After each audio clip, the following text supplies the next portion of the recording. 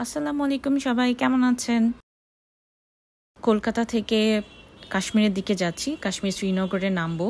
আমাদের ওখানেই টিকিট করা আছে। সো যাওয়ার পথে আমরা এয়ারপোর্টে ডিজি ইয়াত্রাতে একটি কিওস্ক থেকে রিসিপ্ট নিয়ে নিয়েছি, যেটা দিয়ে খুব সহজেই বোর্ডিং পাস এবং এন্ট্রি নেওয়া যায়। কোনো ঝামেলা ছাড়াই লাইনে খুব বেশি সময় দাঁড়াতেও হয় না, এই একটা সুবিধা আছে এই কিওস্ক থেকে রিসিপ্ট নিলে। সো বিমানে উঠে গিয়েছি এবং আমরা যাচ্ছি শ্রীনগরের দিকে। তো আরেকটা জিনিস বলে রাখি, এর আগে তো আমি শেয়ার করেছিলাম আপনাদের সাথে ঢাকা থেকে কলকাতা আসার ভিডিওটি। তো এটা কলকাতা থেকে কাশ্মীর যাচ্ছি শ্রীনগরে, তো এই ভিডিওটি শেয়ার করছি এখন। তো বিমান থেকে কিছুটা ক্লিপ নিয়েছি আপনাদের সাথে শেয়ার করার জন্য। দেখতেই পাচ্ছেন কাছাকাছি চলে এসেছি, আর কিছুক্ষণের মধ্যেই শ্রীনগর এয়ারপোর্টে নামবো। তো শ্রীনগর এয়ারপোর্টে নেমেও আমি কিছু ক্লিপ নিয়েছি, সেগুলোও শেয়ার করব। তো আমরা এখান থেকে হোটেলটা বুক করে নিয়েছি, কিন্তু কোনো গাড়ি বুক করে রাখিনি। তো এয়ারপোর্টে নামার পরে বাসে করে অ্যাকচুয়ালি ইমিগ্রেশনের দিকে যাব।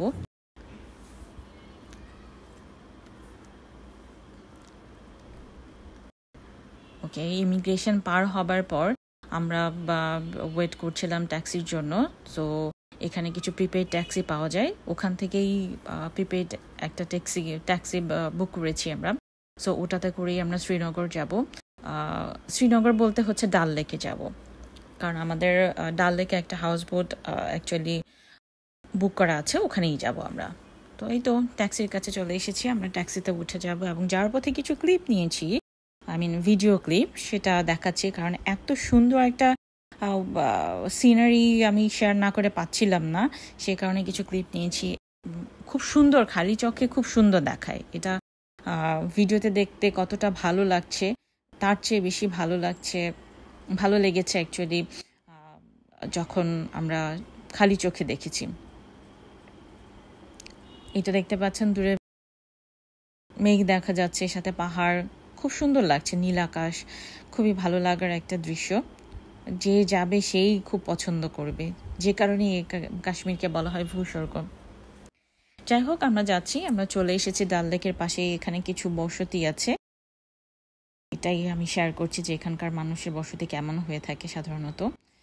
আর ডাল লেকে চলে আসার পরে দেখতে পাচ্ছেন এখানে কিছু ছাউনি দেখা যাচ্ছে। এই ছাউনিগুলো বেসিক্যালি গেট, এক একটা গেটে নাম্বার দেওয়া আছে।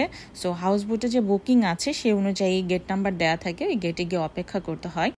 তারপর কিছু নৌকা আছে তাদের নিজস্ব, ওই নৌকা এসে গেস্টদের তাদের হাউস বোটে নিয়ে যায়। তো আমরাও যাচ্ছি, আমাদের গেট নাম্বার ছিল 12। সো সে প্রায় শেষের দিকে আমরা ওখানে যাচ্ছি, আমাদের হাউস বোটের দিকে যাব।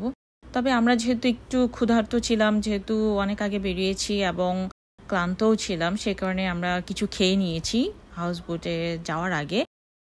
এই কারণে আমাদের কিছুটা সময় লেগেছে এবং বিকেল হয়ে গিয়েছে। যদি আমরা বিকেলের দিকেই পৌঁছেছি, তারপর প্রায় সন্ধে হয়ে যাচ্ছে, এরকম একটা সময়।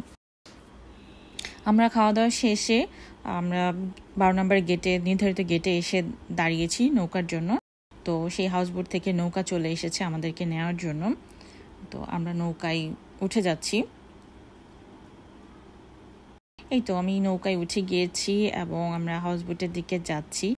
যাওয়ার পথে অ্যাকচুয়ালি দৃশ্যটা সন্ধ্যের সময় এত সুন্দর হয়েছে, কারণ প্রত্যেকটা নৌকাতে আলো জ্বলছে এবং পানির উপরে খুবই কালারফুল লাগছিল দেখতে। খালি চোখে না দেখলে আসলে বিশ্বাস করানো সম্ভব না। তারপর যতটুকু পেরেছি চেষ্টা করেছি তুলে ধরার জন্য। কিছুক্ষণের মধ্যে হাউস বোটে পৌঁছে যাব।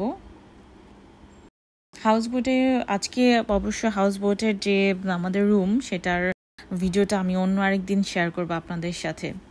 এই তো হাউস বোটে চলে এসেছি, দেখতেই পাচ্ছেন।